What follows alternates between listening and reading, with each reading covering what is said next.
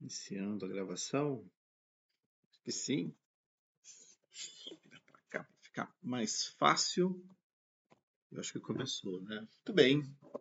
Domingo, dando seguimento aqui ao nosso estudo sobre casamento e as suas estações. Deixa eu jogar essa telinha para cá, porque aí a gente fica no jeito.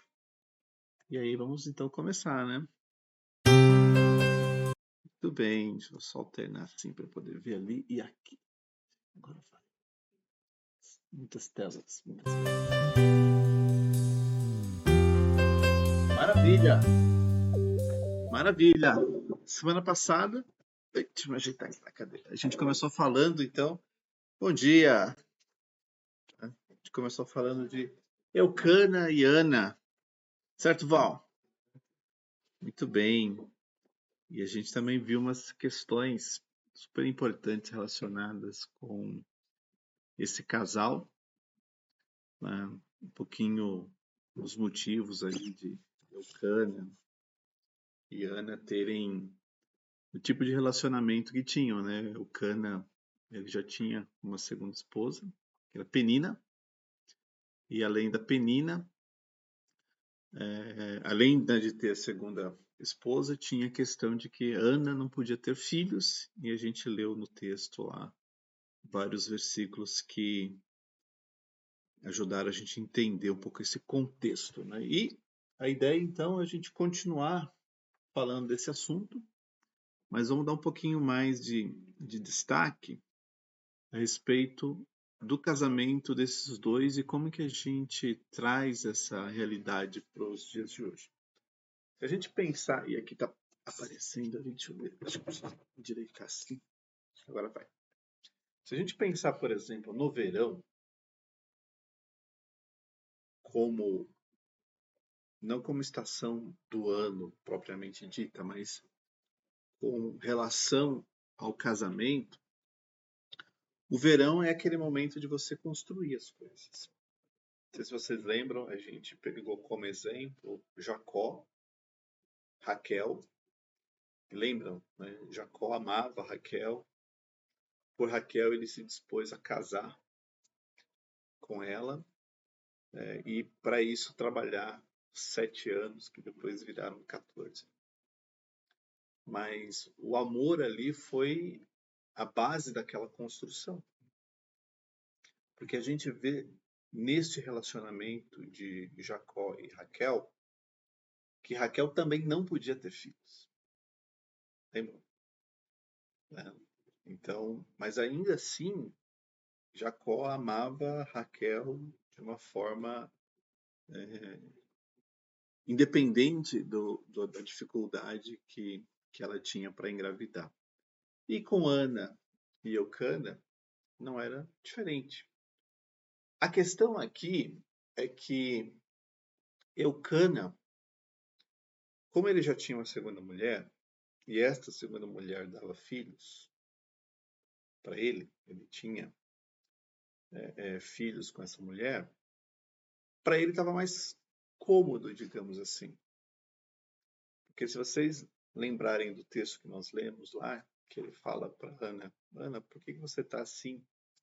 Será que eu não sou melhor para você do que 10 filhos? Então, a mensagem que passa para a gente é que para Eucana estava tudo certo. Ana não dava filhos, mas ele tentava, de alguma maneira, compensar isso, mas da mesma forma que ele tentava compensar, ele não prestava atenção que não era isso que Ana queria para ela. Né? Não estava bom, não estava bom. E aí a gente começa a olhar para o outono como uma estação aonde a nossa preocupação precisa ter dois elementos, pelo menos, que são extremamente importantes. A primeira coisa é manter aquilo que está bom. Você tem, né? Imagina, você vem de um verão onde você constrói. Então você pensa numa casa, né? Você constrói a casa.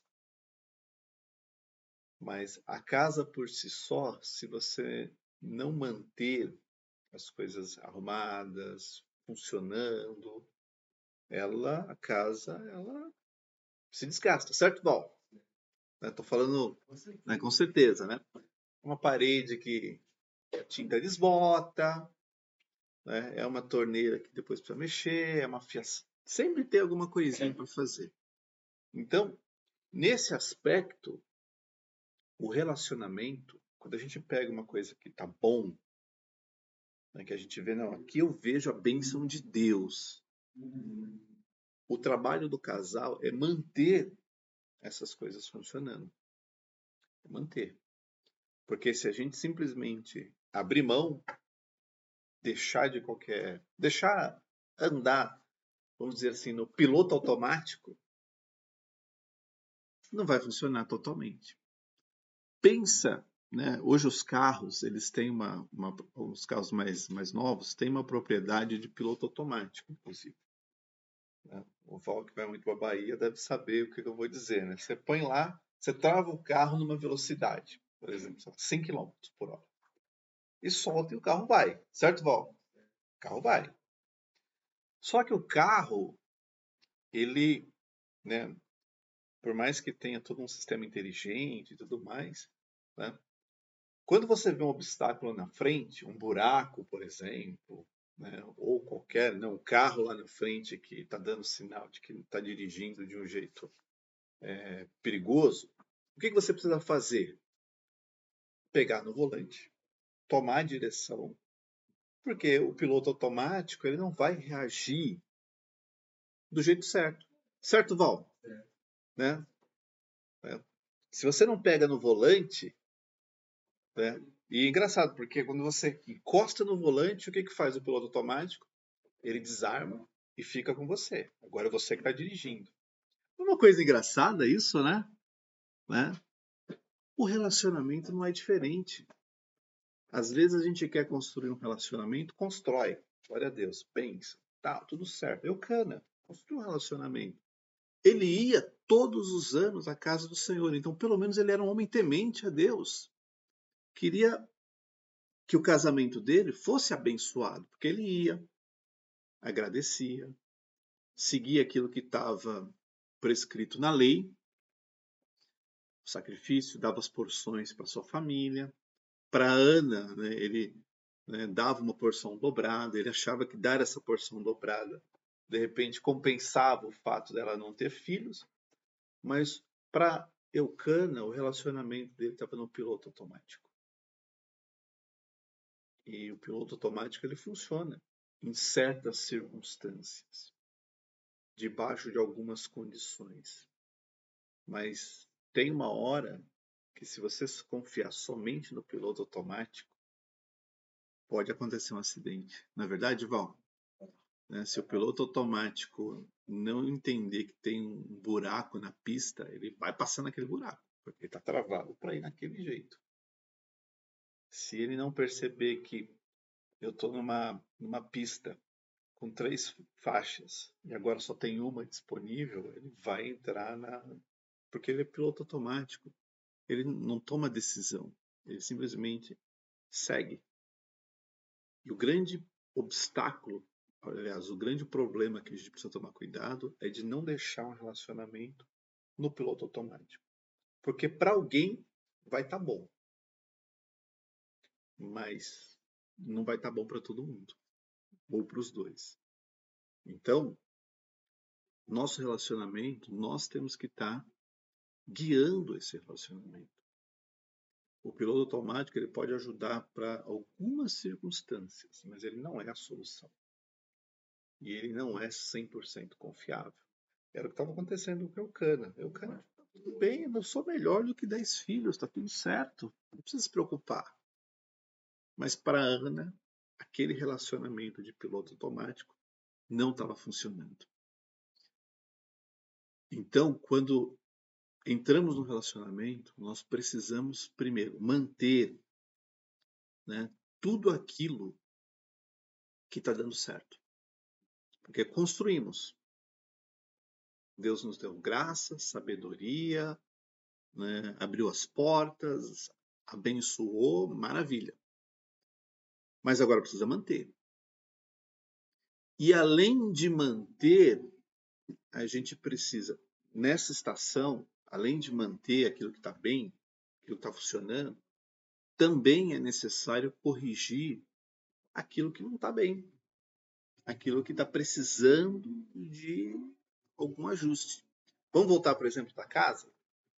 Você faz uma casa, levanta, coloca tudo, lindo e maravilhoso. Passou um ano, passou 2, passou 3, o que acontece? Você começa a olhar, precisa pintar, né? De repente tem um móvel que já gastou, precisa trocar. Então, não dá para você ficar achando que as coisas vão continuar como elas estão e é só manter. Tem que manter, mas tem coisas dentro de um relacionamento que a gente tem que corrigir. E esta é uma estação onde a gente olha para a vida que nós temos e precisamos pensar, Senhor, o que está bom e eu tenho que manter? Porque está bom. Vamos voltar, por exemplo, da casa. Você não vai todo ano demolir e fazer outra casa, né? Ah, vamos fazer outra casa. Blá, desmancha essa, faz outra. Ah, vamos fazer outra, né? O que você faz? Ou você, de repente, tem um terreno onde dá para construir mais um cômodo, né? Aumentar a garagem, você vai fazendo algumas coisas, mas não necessariamente você faz uma nova casa do zero de tempos em tempos. Você mantém, mas também você corrige aquilo que não está funcionando. Então, de repente, foi um encanamento, de repente é a parte elétrica, de repente é alguma coisa nos móveis, tem que trocar, tem que arrumar. Então, esse é o momento aonde não é para você ficar construindo tudo do zero, porque você já tem uma base, já tem uma fundação, já tem algo que foi construído. Agora é o momento de manter aquilo que está funcionando e corrigir aquilo que não está funcionando. Por isso que todo relacionamento precisa ser equilibrado. E ele tem que ser, além de equilibrado, ele precisa ser agradável para os dois lados. Que não estava acontecendo com Eucana e Ana. Para um estava bom. Para Eucana, beleza, normal. Tem aqui a nossa vida, a gente está pagando as contas. A gente vai para a igreja, no caso, né? Lá para o santuário, entregar sua oferta uma vez no ano. Tinha lei, estava tudo certo. Só que para Ana não estava certo. Então, quando a gente começa a olhar para esse relacionamento, a primeira coisa, né? E aqui foi engraçado porque eu trouxe o exemplo da árvore, vou até voltar um pouquinho, porque no outono é o momento onde as folhas caem, não vai dar fruto, a coisa fica um pouco mais diferente. Hã? Que é agora. Que é agora. Agora não tem como. As folhas não cooperam, elas caem, né? Dificilmente vai dar fruto no outono. A não ser que seja uma fruta daquela estação, né? Mas de outra forma. Então, a primeira coisa que nós precisamos ter e deixa eu aproveitar e colocar aqui um ponteirozinho. Eu vou alternar aqui, vou colocar um ponteirozinho para a gente acompanhar e ficar bem bom. Deixa eu trazer para cá. Um apontador, acho que funciona. Funciona. Então, agora eu aperto aqui. Então, a primeira coisa que nós precisamos ter é esse olhar atento. Tem que prestar atenção nos detalhes.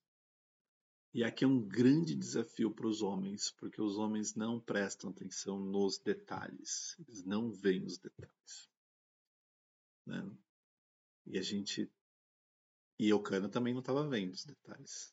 Então a gente, em muitos momentos, fica igual. Eucana tem que olhar os detalhes, tem que estar atento, porque as coisas elas emitem sinais. Esses sinais eles podem ser naturais, mas eles também podem ser espirituais. E nós temos que ficar atentos aos dois sinais. Porque às vezes é uma questão do relacionamento humano mesmo, o marido com a mulher, mas às vezes é o inimigo que está tentando encontrar o caminho para desestruturar, para atrapalhar aquele relacionamento. Então, o olhar atento ele é extremamente importante, porque senão a gente trata coisas que são espirituais como se fossem naturais, não guerreia do jeito certo. Ou a gente trata as coisas naturais como se fossem espirituais e guerreia do jeito errado. E aí presta atenção no jogo de palavras que eu fiz aqui, né? Uma você não guerreia do jeito certo e a outra você guerreia do jeito errado. Converge tudo para o mesmo lugar, que é o lugar do problema. Então, um olhar atento sempre. E para os homens, é muito melhor que a nossa oração seja: Senhor, me ajuda a enxergar o que eu preciso manter e o que eu preciso corrigir. Porque se eu não enxergar aquilo que eu preciso manter, pode ser que desgaste eu não esteja vendo. E se eu não olhar para aquilo que eu preciso corrigir, pode ser que essa coisa só piore cada vez mais. Então, olhar atento, extremamente importante. Mas não para aí. Além disso, a gente tem que ter uma questão que é um fruto do espírito, que é o domínio próprio. Olha, a fala de Elcana foi extremamente infeliz. Quando ele chega para uma mulher, sua esposa, que não estava contente, porque para ela não estava bom, e ele chega e fala assim: Ah, mas por que você está triste? Eu, para você, sou melhor do que 10 filhos. Não era. Desculpe, Eucana, não era melhor. Porque se fosse melhor, ela não estaria como estava. Né? E por que faltou domínio próprio? Porque ali era uma condição de Eucana escutar ao invés de falar. E domínio próprio ele tem que nos levar exatamente nessa direção. Às vezes a gente tem que ouvir. E não é uma questão de concordar ou discordar daquilo que você está ouvindo. É simplesmente ouvir. Tá? E a gente corre o risco de ouvir uma coisa e já querer bater em cima, né? Não, porque não é assim. Então, o domínio próprio, ele serve para nos controlar, para a gente exercitar o autocontrole. Assim, não, eu não posso falar, eu tenho que apenas ouvir. E às vezes o contrário, eu não tenho que ouvir, eu preciso falar. Né? Mas para a gente saber que momento é o momento certo, a gente tem que ter o domínio próprio. Porque sem domínio próprio, a gente fala na hora errada, a gente escuta só aquilo que a gente quer ouvir, não escuta tudo. Então, tem que ter domínio próprio. E é acompanhado do domínio próprio que a gente tem um outro componente que é a humildade. Né? A gente não vive numa fase, ou pelo menos nós não ensinamos aqui na nossa igreja, né, de que o homem tem a palavra final e pronto, acabou, faz o que eu mando, porque eu não. Não é assim. Tá? E o exercício de humildade aqui, né, principalmente de reconhecer que ó, tem coisa que não está funcionando. Né? Faltou humildade da parte de Eucana de falar assim, peraí, não está bem? Vamos buscar o Senhor, vamos orar, vamos pedir uma direção de Deus, vamos né, clamar, como por exemplo fez Isaac. Isaac também passou por uma situação como essa. Só que a Bíblia diz que Isaac, o que ele fez? Ele orou. Porque ele via que a esposa dele não estava tendo filhos. Né? E ele apresentou isso diante do Senhor. Né? Olha o caso de Abraão também. Abraão também, a esposa não dava filhos. Mas nem só por isso Abraão falou assim, ou para outro. Esse aqui não vai dar nada, né? Então, esse exercício de humildade, ele é extremamente importante para reconhecer que nós sozinhos não conseguimos fazer tudo. Precisamos de ajuda. E essa ajuda pode estar do nosso lado, a esposa, o marido, e essa ajuda também está em cima de Deus, né? Nos ajudando a manter aquilo que precisa ser mantido e a corrigir aquilo que precisa ser corrigido. Mas eu não posso achar que eu sei a solução, porque o Cana achava que ele sabia a solução. Qual que era a solução? Porção dobrada para Ana. Ah, ele não tem filho? Come 2 vezes, né? Que tá tudo certo, né? Faltava essa humildade, assim, não tá resolvendo. Porque, assim, se a gente vem todo ano para cá e todo ano para cá essa situação, e a única coisa que eu estou fazendo é dar uma porção dobrada para ela, então eu não estou resolvendo o problema. E não resolveu mesmo, né? Outro aspecto extremamente importante é a sensibilidade, a capacidade de sentir, né? De olhar e falar assim, não, Eucana não estava sentindo o clima de rivalidade, por mais que ele pudesse até ver essa rivalidade acontecendo debaixo do teto dele, mas ele não sentia isso, só via. E às vezes é exatamente o que acontece em muitos relacionamentos. O casal vê que não está dando certo, mas não consegue sentir, né? Não consegue extrapolar essa barreira da visão e começar a perceber isso, né, de forma sensível mesmo. Não está funcionando, a gente precisa de ajuda, a gente precisa de uma direção, a gente precisa orar, a gente precisa mudar, a gente precisa melhorar, a gente precisa fazer alguma coisa. Então, a sensibilidade A sensibilidade é um elemento extremamente importante para a gente deixar as coisas equilibradas e agradáveis, porque se eu for insensível, se eu não sentir aquilo que está incomodando, né, ou se só está incomodando de um lado, não está me incomodando, eu não sinto isso, tem um problema que precisa ser atacado, precisa ser resolvido, né? O próprio equilíbrio, o próprio equilíbrio. Porque o que precisa acontecer dentro de um relacionamento?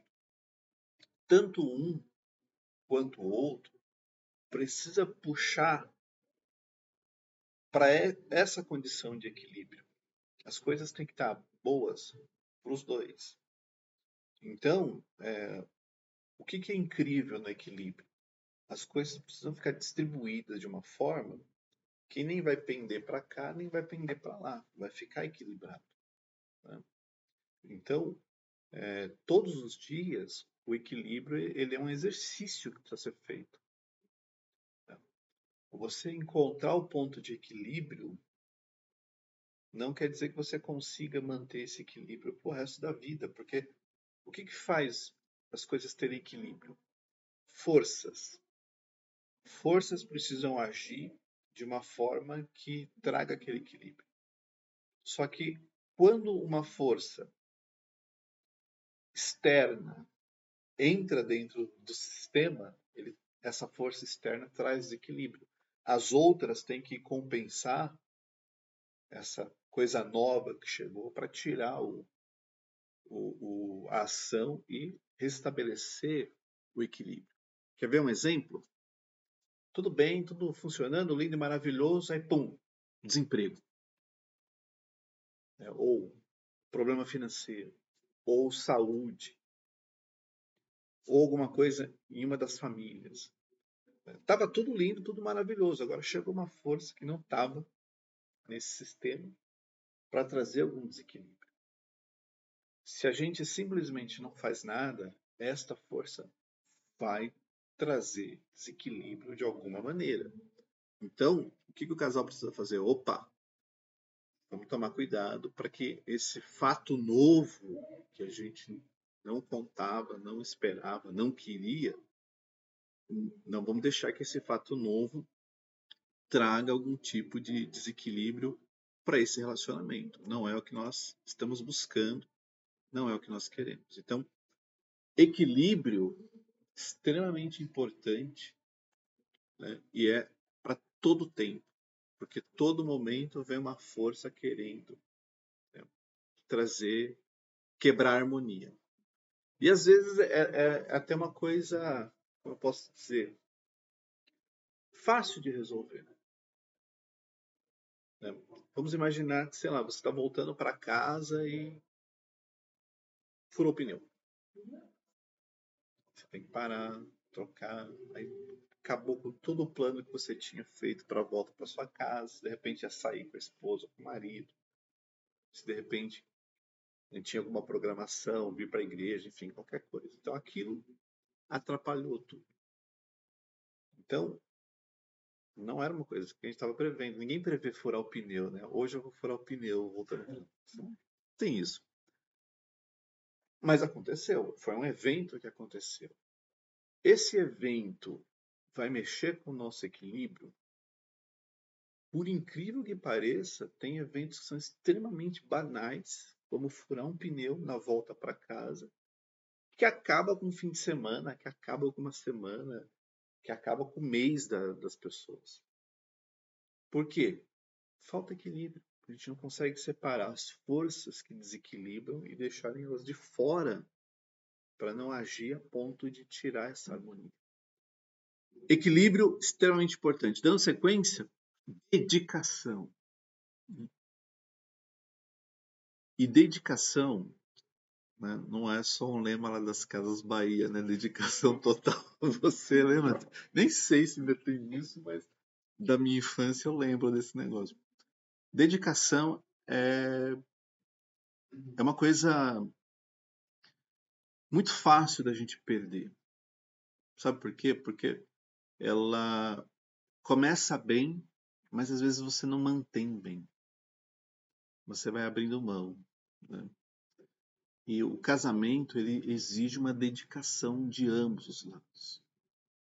Dedicação, um cuidando do outro, um cuidando daquilo que construíram juntos.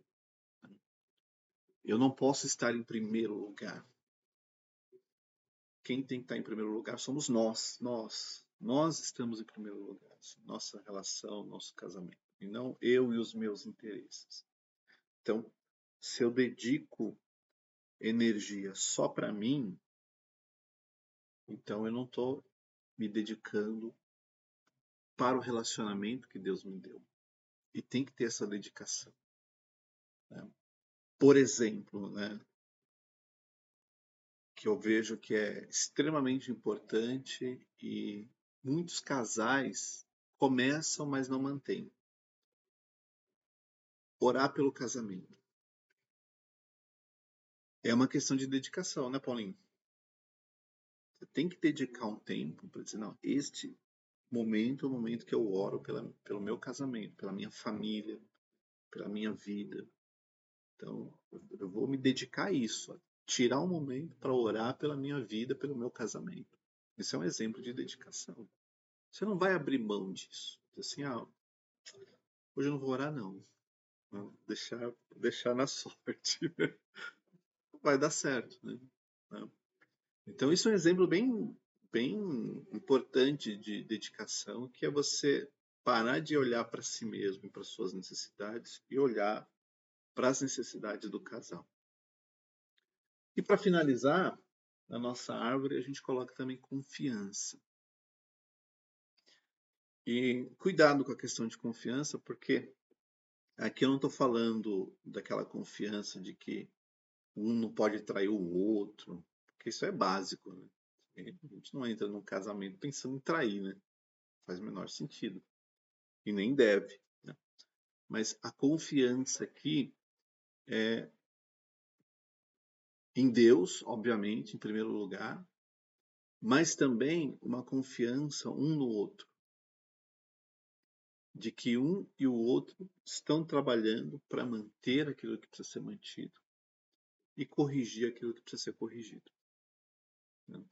Então, confiar nesse sentido de que estamos juntos nessa jornada, que cada item que a gente coloca na nossa árvore, e aqui poderia ser uma árvore muito maior do que essa, né? Que eu pensei somente alguns exemplos para a gente lembrar ali de Eucana e Ana, mas essa confiança é extremamente importante, porque se a pessoa não sente confiança de que o outro também quer, que o outro também está dominando, está sensível, tem equilíbrio, tem dedicação, se o outro não sente confiança de que a expectativa é a mesma, o desejo é o mesmo, o interesse é o mesmo, se falta essa confiança, a coisa fica difícil de manter, porque Ana olhava para Eucana e não sentia essa confiança, que realmente ele estava preocupado com ela.